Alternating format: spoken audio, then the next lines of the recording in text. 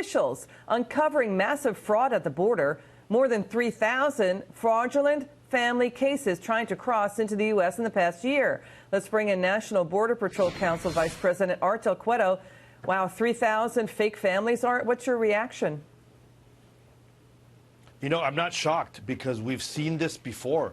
We've seen a lot of these individuals that cross, and I've been involved in it myself, where I see an individual with a child, and I ask the child who the gentleman is or female, and as you continuously ask the questions, you find out that there's a lot of these cases where these people bring children across, and they're not the parent, they're not the guardian. Many times it's somebody that they just met on the road. Who are these people picking up, using these children and making pretend they're families?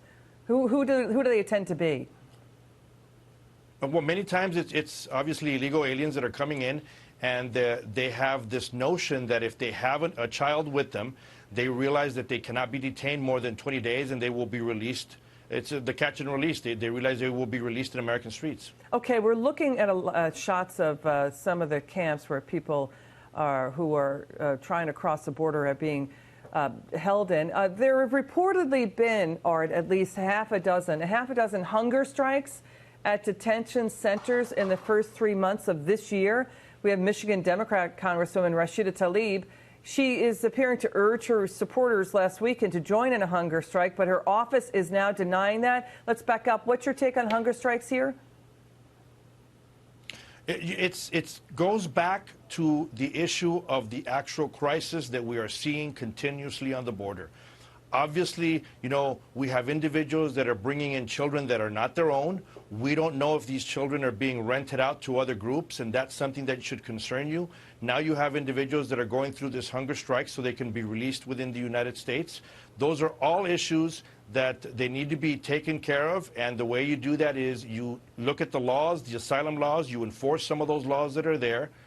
Congress needs to do their job. We're facing a crisis. We're facing an emergency, and it's something that we have not seen before. Art, what's your reaction to the reports that militia groups in New Mexico reportedly detaining asylum seekers at gunpoint? What's your reaction to that story? The criticism pushing back about this, too, is that Congress needs to enact better border laws so we wouldn't be seeing stories like this. What's your reaction to the militia groups here?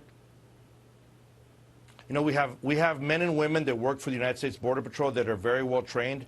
They're the ones that are out there doing the job correctly. And that's, you know, that's what I have on that. When you have other people that are taking the law into their own hands, it's obviously something that I'm not going to advise. But it just shows the frustration across the country with these immigration laws and the loopholes that a lot of these individuals are finding. Art Del Cueto, great to see you, sir. Thank you so much for joining us.